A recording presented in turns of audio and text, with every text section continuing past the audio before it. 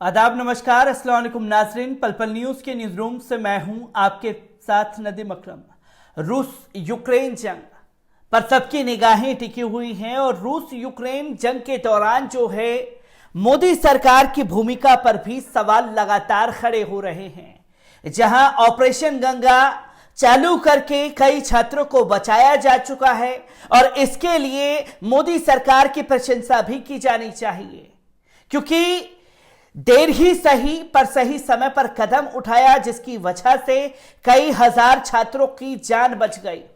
पर इस बीच मोदी सरकार जब क्रेडिट लेने का काम कर ही रही है, अपनी खुद की पीठ थपथपा रही है, तो हमें यह जान लेना चाहिए कि आपकी ही लापरवाही की वजह से नवीन जो है हमारे बीच नहीं है। मीडिया जो है एक खास प्रोपागेंडा तो चला ही रहा है, दिन रात मोदी जी के कसीदे, मोदी जी इतने बलवान, इतने ताकतवर। दिन रात जो है रूस यूक्रेन के बीच मोदी जी की तारीफ करने से भी गोदी मीडिया गुरेज नहीं कर रहा। और यही वो गोदी मीडिया है जो पुतिन के किस्से गा रहा है, जो ये बताता हुआ नजर आया ये पुतिन है, घर में घुसकर मारता है। यही पुतिन फ्लावर नहीं फायर है पुतिन। इन सब शब्दों का इस्तेमाल किया गया। क्या गोदी मीडिया ये कहेगी कि रूस के ही हमले में हमारे बीच से हमारा एक भाई नवीन चला गया? इन तस्वीरों के बारे में भी बात करने की कोशिश जो है गोदी मीडिया करे।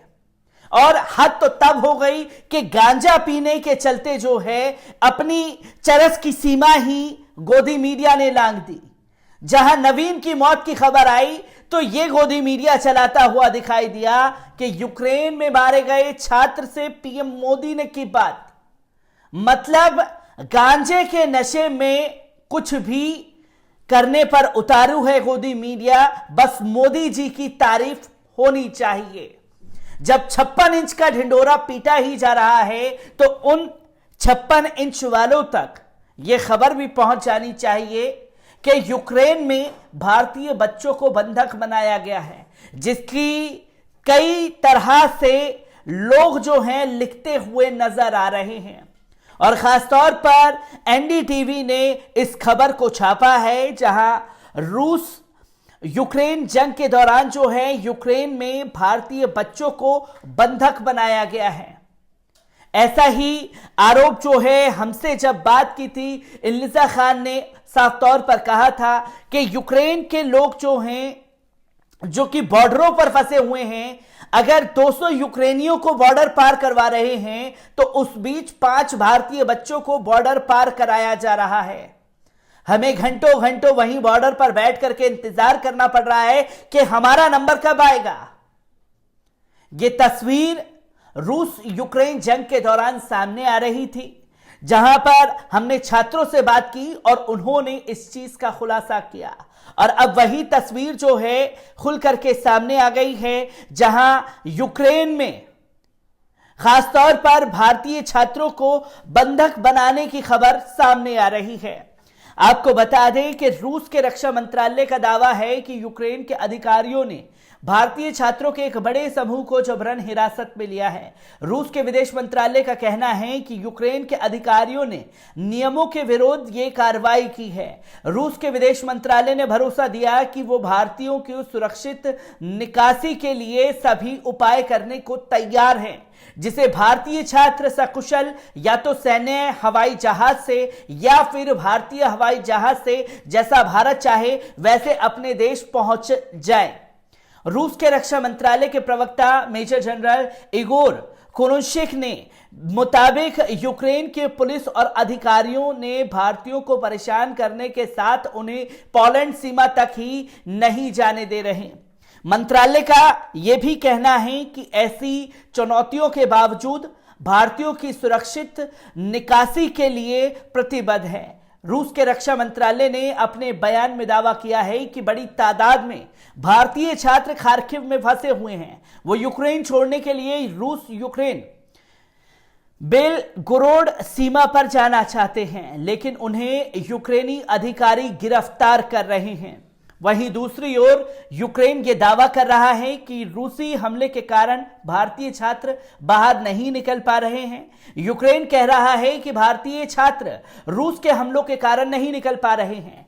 तो रूस और यूक्रेन के बीच भारतीय छात्रों को लेकर आरोप प्रत्यारोप का खेल जारी है। इस बीच अमेरिका विदेश मंत्री एंटनी ब्लिंकन ने बड़ा ऐलान करते हुए 22 रूसी रक्षा संबंधित संस्थानों को प्रतिबंध कर दिया है। इसके साथ ही ब्लिंकन ने बेलारूस के तकनीकी आयतों पर भी रोक लगा दी है। ब्लिंकन ने कहा है कि पुतिन का युद्ध कोष खत्म हो चुका है। अमेरिकी विदेश मंत्री ने बेलारूस को चेतावनी दी है कि अगर बेलारूस रूस को अपना समर्थन जारी रखेगा तो उसे भी इसका खामियाजा भुगतना पड़ेगा और अंजाम इसका बुरा होगा। इस बीच यूक्रेन के प्रधानमंत्री ने दुनिया से अपील की है कि वो संचारिक सेवाओं को जारी रखने के लिए मुहैया कराएं, क्योंकि रूस ने उसके पावर हाउस को नष्ट कर दिया है।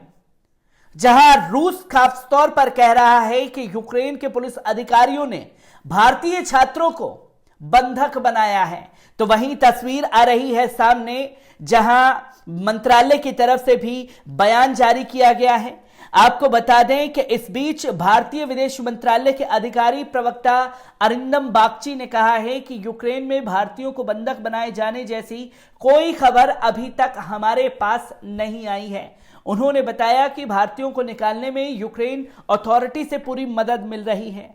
बागची ने यह भी कहा कि युद्धरत देश में मौजूद भारतीय से विदेश मंत्रालय लगातार संपर्क में है। उन्होंने कहा कि किसी भी विद्यार्थी के बारे में बंधक होने जैसी कोई सूचना नहीं मिल रही है। हमने यूक्रेनी अधिकारियों से विशेष ट्रेन की व्यवस्था करने का आग्रह किया है ताकि विद्यार्थियों को खार्किव से देश की पश्चिम सीमा से सटे देश में लाया जा सके। इससे पहले रूसी सेना के प्रवक्ता ने कहा था कि दरअसल उन्हें बंधक बनाकर रखा गया है।